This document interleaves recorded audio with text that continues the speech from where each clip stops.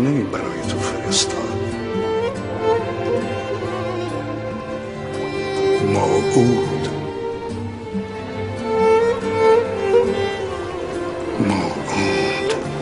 موعود؟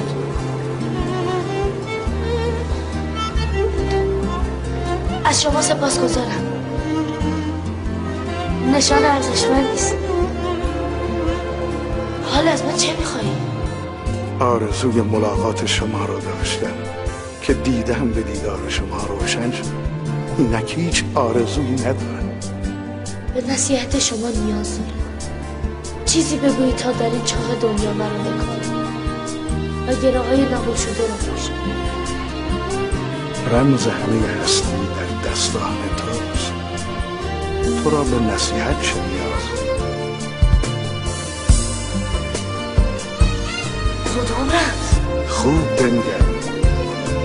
هر دست تو را چند بند و چند انگشت است.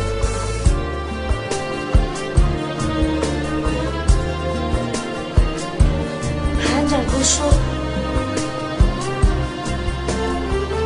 14 بند. این همان رمزی است که گفتم. 5 و 14. 5 و 14 یعنی چه؟ این رمز در زمان ظهور آخرین پیامبر گشوده خواهد شد و رمز وجود هستی در همین 2 عدد است. به آنها متوسل شد، آرامش و نجات خواهی یافت. آرامش و نجات خواهی یافت.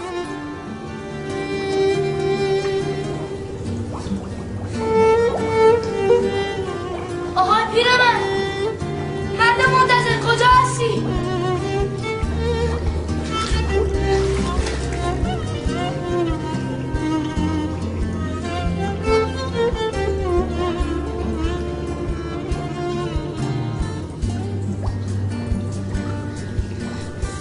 خونت خواب میدیدم.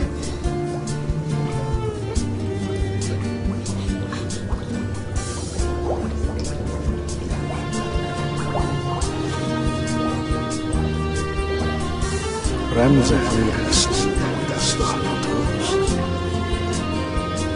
چرا فشردن این مهره به من آرامش می‌دهد؟